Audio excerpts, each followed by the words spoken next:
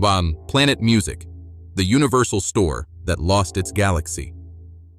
In the summer of 1990, when compact discs were still magical silver platters that cost $20 each, and Virgin megastores ruled the entertainment retail universe, an ambitious entrepreneur named David Lieberman gazed across the American retail landscape and saw opportunity written in the stars.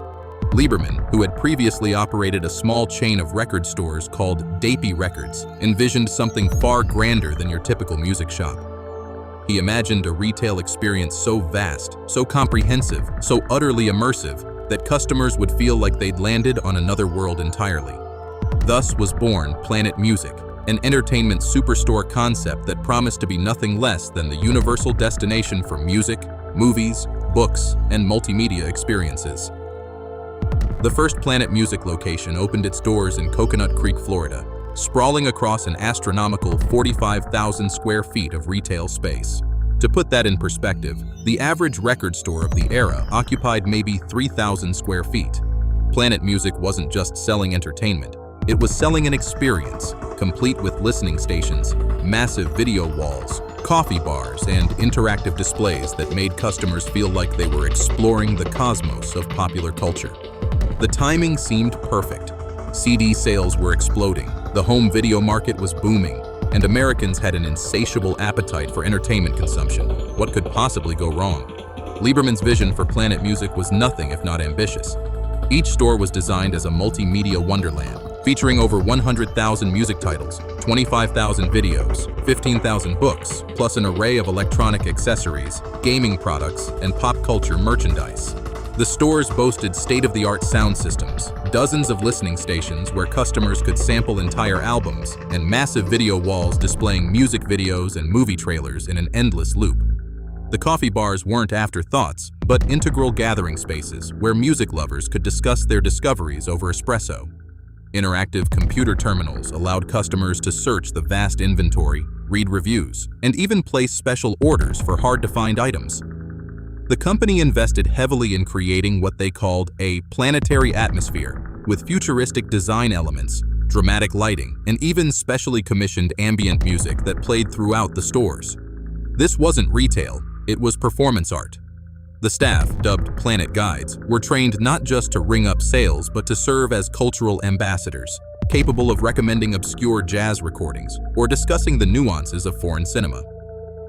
Planet Music positioned itself as the anti-chain store, a place where serious music and film enthusiasts could browse for hours without ever feeling rushed or commodified. The initial reception was nothing short of stellar. Music industry publications hailed Planet Music as the future of entertainment retail, and customers flocked to experience what many described as the Disneyland of record stores. The Coconut Creek location generated impressive sales numbers right out of the gate, with average transactions significantly higher than typical music retailers. Word spread quickly through the industry, and Lieberman found himself fielding inquiries from potential investors and franchise partners across the country. By 1992, the company had secured enough funding to begin aggressive expansion, opening locations in major metropolitan markets including Chicago, Boston, Philadelphia, and Los Angeles. Each new store maintained the 45,000 square foot template while adapting to local tastes and demographics. The Boston location featured an expanded classical section, while the Los Angeles store emphasized film soundtracks and entertainment industry publications. Industry analysts praised Planet Music's ability to create destination shopping experiences at a time when most retailers were focused solely on price competition. The company's stock, which went public in 1993, soared to impressive heights as investors bet big on the concept of entertainment superstores. Trade publications regularly featured Planet Music executives discussing the company's innovative approach to retail atmospherics and customer engagement. But even as Planet Music basked in early success and media acclaim, fundamental challenges were brewing beneath the surface that would ultimately prove catastrophic. The most obvious problem was overhead. Those magnificent 45,000 square foot spaces came with astronomical rent payments, often exceeding $30,000 per month in prime retail locations. The elaborate fixtures, sound systems, video walls, and interactive displays required constant maintenance and frequent updates to remain cutting edge. The large staff necessary to maintain the high-touch customer service experience added significantly to labor costs. Most critically, the economics of entertainment retail were shifting in ways that made Planet Music's high-overhead model increasingly untenable. Compact disc prices began declining as production costs dropped and competition intensified. The gross margins that had initially justified the superstore concept were steadily eroding. Meanwhile, big-box retailers like Best Buy and Circuit City were expanding their entertainment sections, leveraging their massive buying power to offer CDs and videos at prices Planet Music simply couldn't match while maintaining their elaborate store environments. The company found itself caught between the rock of high operating costs and the hard place of intensifying price competition.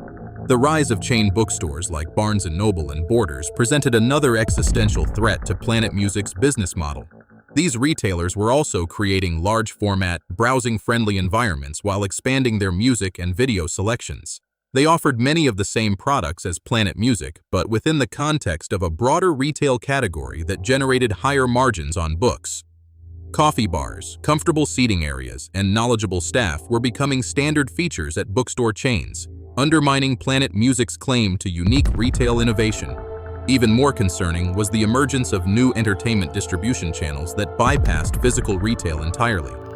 The early internet was beginning to facilitate music discovery and purchasing through services like CD Now, which launched in 1994. While online sales were still a tiny fraction of the overall market, forward-thinking industry observers recognized that digital distribution would eventually transform how consumers accessed entertainment content. Planet Music's massive physical infrastructure, which had been its greatest asset, was starting to look like a potential liability in a world trending toward convenience and price rather than experience and atmosphere. By the mid-1990s, Planet Music's financial performance was showing clear signs of strain. Same-store sales growth had flattened, and several locations were struggling to cover their high fixed costs. The company's expansion plans, once aggressive and optimistic, became more cautious as management recognized the challenges of the retail environment. Store opening schedules were delayed, and some planned locations were quietly canceled. The stock price, which had reached impressive heights during the early expansion phase, began a steady decline as investors lost confidence in the superstore entertainment concept. Industry publications that had once celebrated Planet Music as revolutionary began publishing more critical analyses of the company's prospects. The fundamental problem was becoming clear. The premium that consumers were willing to pay for an enhanced shopping experience wasn't sufficient to offset the premium costs of providing that experience. Customers might enjoy browsing through Planet Music's elaborate displays and sampling stations, but they were increasingly making their actual purchases at discount retailers or warehouse stores where the same CDs cost $3 or $4 less. The company attempted several strategic pivots to address its mounting challenges.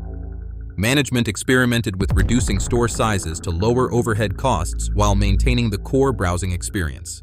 They tested locations in the 30,000 square foot range, eliminating some of the more expensive features while retaining the extensive selection and customer service focus.